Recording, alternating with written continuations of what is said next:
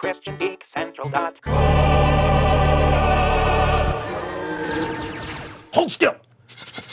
You lied to me! In my face! In the face! Put it in the peanut butter. In my face!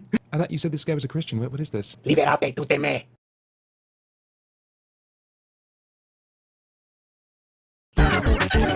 Alright, come on in. Okay, so you see Oh, there you are. Hello. Oh my goodness. You are crazy. Sit tight, everyone. You're about to go into a block world.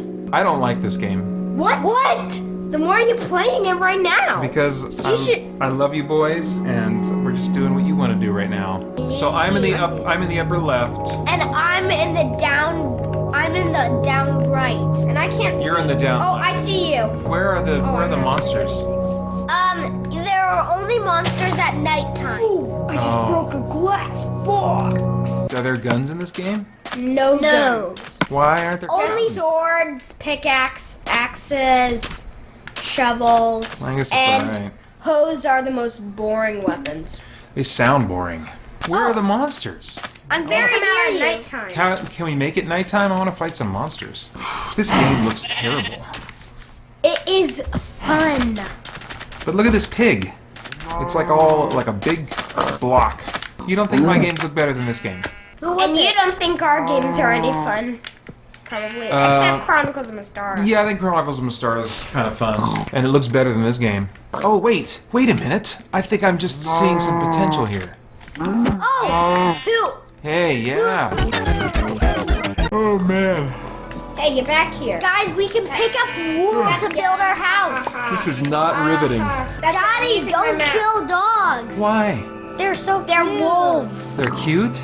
They're wolves. Guys. Yeah, let's say they're wolves. Daddy, your favorite part is coming up. Okay. It's close to nighttime. Okay. Oh, man, alive. Titus, I'll do it. I'll do it, Titus. We can both do it. Titus, we can't launch more than 2 withers. Boy, it'd be cool if there was a sphere in this game. Just one sphere. Wither! Wither? Oh no! Oh no! Yeah, he's a Power Ranger. Oh wait, no, I'm a Power Ranger. Yeah, you're the Power Ranger. Why am I a Power Ranger? I don't want to be a Power Ranger. You can't attack it when it's blue because that is when it's healing up its health. I'll attack it whenever I want to attack it. No, you can't attack it when it's blue. Oh. You'll see. This game is so confusing. You can break through the earth with leather. The appeal of this game is confusing. I don't even know what the appeal is anyway. Appeal is like, Diamond sword! It's a diamond sword. I see a That's what it zombie. is. You know, Daddy, maybe we should play a little longer. This is so fun. And besides, we have. is it really fun? This man came up with the idea of all of us playing with Minecraft. I think we should all play Halo.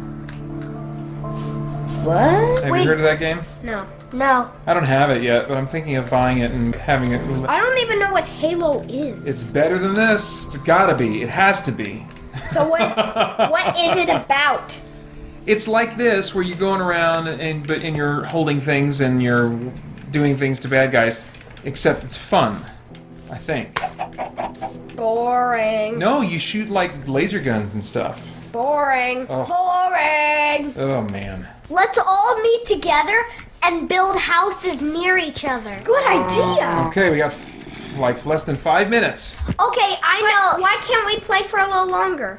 Because I can't take it. Why?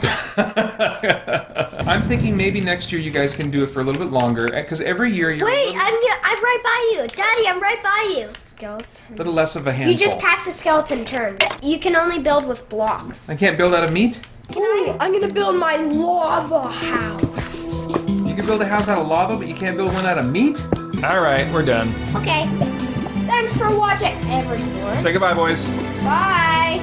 Bye, everyone. Now I'll get back to some stuff that I like. Alright, let me roll on the +2 page of many topics here. Why I keep dissing on Marvel movies. Yeah, so I talked about this a little bit in my quote-unquote review of Thor Ragnarok, which I put up yesterday. And I really feel bad for people that are like listening to the podcast and kind of have had to hear me say the same kind of negative things about my experience with Marvel movies again and again and again. I probably sound so predictable and like a broken record. I hate doing that because, you know, when there's something because I know that a lot of people love the Marvel movies, and when there's something I really love, you know, a video game or a TV show or a movie, and someone else doesn't like it, and they know that I love it, and yet they still kind of take every opportunity to bash it or whatever. Ugh. It just kind of like sucks all the fun, the potential fun out of interacting with that person, you know. And so I always feel bad that I keep coming back to that. Now, when I'm in conversation with people, just talking about movies, you know, or whatever, once I kind of sense, okay, we have different tastes on this, we both feel strongly in opposite directions on this, then I just stay off that issue, because I'm always interested in finding points of connection, you know, between people, points of common interest, points of agreement, especially when it comes to something as, you know, as light and weightless as entertainment preferences, you know. But the reason that I keep, you know, again and again in my reviews and stuff like that, or when I'm talking about superhero movies, bringing up the Marvel movies, is for a couple of reasons. One, because I'm always trying to think of the first-time viewer or listener for the podcast or the YouTube channel who just came across, who they downloaded the podcast because they saw it was a review of such and such movie. That's what they came for, you know, not to hear me in particular blah blah blah, because they don't know who I am, you know. But you know, for me to, so that when I share my thoughts on, you know, kind of like superhero movies, they'll understand where I'm coming from and my particular kind of like the things that connect with me, the things I don't connect with and stuff, and so I've tried with the last few times that it's been relevant for me to do that, to make those remarks as brief as possible and get on to something else, because I know that can just be not fun for somebody that loves the Marvel movies to hear somebody repeatedly talking about the fact that they don't like them. You know, so I really am sorry about that. So it's for those first-time listeners, and then also because the one reason I bring up the Marvel movies, which then usually results in me saying or implying something negative about my experience with them, is because they're such a common baseline.